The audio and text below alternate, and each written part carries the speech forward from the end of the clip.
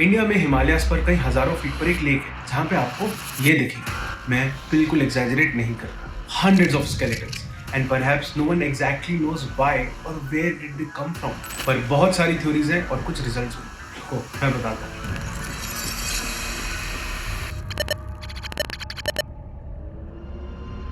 उत्तराखंड में रूपकुंड लेक 1942 की बात है, जहां बहुत सारे देश वर्ल्ड वॉर II में उलझे हुए थे। वहीं इंडिया में a forest officer made a shocking discovery. At around 16,000 feet above the sea level उनको दिखे रूपकुंड लेक पर ये स्केलेटन्स। एक दो स्केलेटन्स नहीं, बहुत सारे। ये नंबर्स अलग अलग एस्टिमेट्स के हिसाब से चेंज हुए। एक एस्टिमेट तो 800 स्केलेटन्स तक पहुंच गया। 800 skeletons, can you imagine it? वो भी 16,500 फीट की इतनी ऊंचाई पर, इतने टफ वेदर कंडीशंस। कैसे पहुंचे स्केलेटन्स वहां?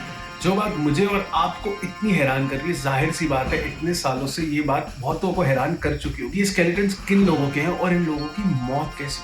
तो काफी सारे रीजंस एक्सप्लोर किए गए जिससे ये पता लगाया जाए कि कैसे इस लोकेशन पर इतने सारे स्केलेटन्स पाए गए। ये डिस्कवरी 1942 में हुई थी। तो एक थ्योरी ये थी कि ये स्केलेटन्स जापानीज सोल्जर्स के थे जो उस वक्त इंडिया में घुसना चाह रहे थे। लेकिन स्केलेटन्स की एनालिसिस के बाद उनकी एज से ये पता चला कि ये स्केलेटन्स बहुत पुराने हैं। तो ये थ्योरी खारिज हो गई। एक थ्योरी ये थी कि ये स्केलेटन्स शायद तिब्बत जाने वाले कोई ट्रेडर्स के हैं, पर जियोग्राफिकल एनालिसिस कहता है कि इंडिया और तिब्बत के बीच कोई ट्रेड रूट एग्जिस्ट ही नहीं करता। शायद ये स्केलेटन्स कोई सोल्जर्स के हैं जो तिब्बत इन्वेड करना चाहते थे, शायद इंडियन सोल्जर्स, साल 1841 में, और वो कामयाब नहीं हुए। एक रिपोर्ट के अकॉर्डिंग उनमें से 70 से ज्यादा सोल्जर्स हिमालय से वापस आ रहे थे और रास्ते में उनकी मौत हो गई। लेकिन reputed publication the New Yorker rights otherwise.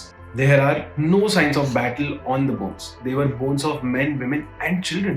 लेकिन BBC की रिपोर्ट ये कहती है कि ये बोन्स बेबीज या चिल्ड्रन की नहीं थी। एक और चीज, वेपन्स या कॉम्बैट वायलेंस के कुछ खास साइंस नहीं दिखे, जिसकी वजह से बैटल का इन स्केलेटन से कनेक्शन प्रूव होता हुआ नहीं दिख रहा। जब इतने सारे लोगों के स्केलेटन्स एक साथ हों तो एपिडेमिक भी इक्वेशन में आ जाता है। लेकिन न्यूयॉर्क टाइम्स कहता है कि बैक्टीरियल इन्फेक्शन ना पाने जाने की वजह से ये थ्योरी भी खारिज हो गई। Also, most of the individuals were healthy as per this report. क्या सुसाइड इसका कारण हो सकता है? वो भी रिचुअल सुसाइड? लेकिन इतने सारे लोग साथ में क्यों सुसाइड करें? बोन्स में कोई भी ऐसे साइंस नहीं पाए गए जिससे सुसाइड लगे। कई जगह मैंने एक फोक सॉन्ग के बारे में पढ़ा। इसमें यह बताया जाता है कि कैसे एक पिलग्रिमेज था गॉडेस नंदा देवी के ऑनर में, और वहां राजा की लाई हुई डांसिंग गर्ल्स की मौजूदगी से नंदा देवी नाराज थी। सजा देने के लिए उन्होंने एक हिल स्टॉर्म के जरिए कहर बरसा दिया।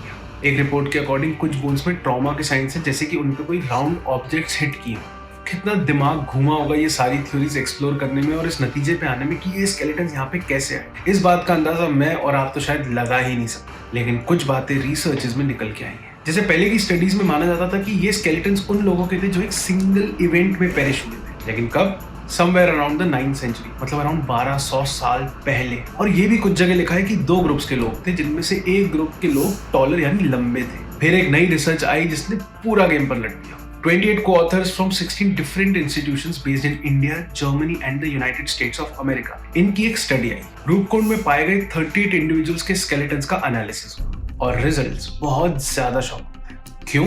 क्योंकि 38 में से 14 इंडिविजुअल्स इंडिया के लग ही नहीं रहे थे, बल्कि इंडिया से बहुत दूर मेडिटेरेनियन की तरफ से। दरअसल उनकी जीन्स के सेट्स वहां के लग रहे थे। Can you imagine if this is true? 38 में से 14 इंडिविजुअल्स उस तरफ के हो सकते हैं, which is almost 1/3 of the sample. तो इमेजिन करिए कि 600-700 स्केलेटन्स में से कितने उस तरफ के हो सकते हैं। एक और दिलचस्प चीज, बोन कोलेजन के एनालिसिस से डिटरमिन की गई इन इंडिविजुअल्स की डाइट, और उन 14 लोगों की डाइट के एनालिसिस से निकला कि वो मोस्टली C3 टाइप की डाइट खाते थे, which includes plants such as wheat, barley and rice, ants/ और animals जो इस तरह के प्लांट्स के फॉडर खाते हैं। The New Yorker says that this diet is typical of the Mediterranean. ये स्टडी में कुल 3 ग्रुप के लोग थे, including the one from around the Mediterranean, और बाकी 2 ग्रुप्स, एक जिसकी ancestry was typical of South Asia and एक इंडिविजुअल जिसकी ancestry was typical of South East Asia। उन्होंने अंदाजा लगाया कि ग्रुप ए जो साउथ एशियन एंसेस्ट्री वाले इंडिविजुअल्स थे, उनमें से एक इंडिविजुअल शायद 7th सेंचुरी से था और एक इंडिविजुअल 10th सेंचुरी से। मतलब टाइम में इतना फर्क कि इनकी डेथ साइमल्टेनियसली तो नहीं हुई।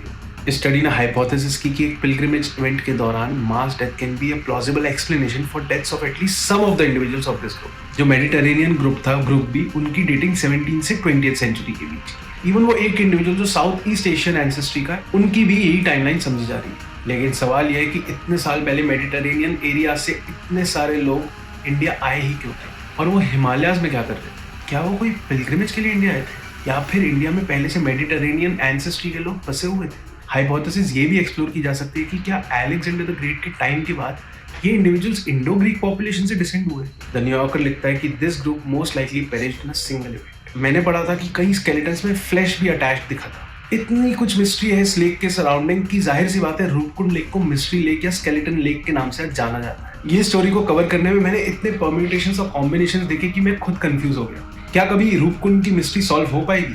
ये तो वक्त ही बताएगा। लेकिन फिलहाल आप मुझे कमेंट सेक्शन में बताओ कि रूपकुंड की कौन सी थ्योरी आपको सबसे सच लगती है और क्या है रूपकुंड की रियलिटी आपके हिसाब से। हे, अगर आपको वीडियो देखने में मजा आया तो प्लीज लाइक करना, अपने दोस्तों के साथ शेयर जरूर करना, जिससे उनको भी रूपकुंड की मिस्ट्री के बारे में पता चले। कौन सी मिस्ट्री वो है जो आप नेक्स्ट सॉल्व करना चाहते हो मेरे साथ, कमेंट्स में जरूर बताना। And thank you so much for watching this video.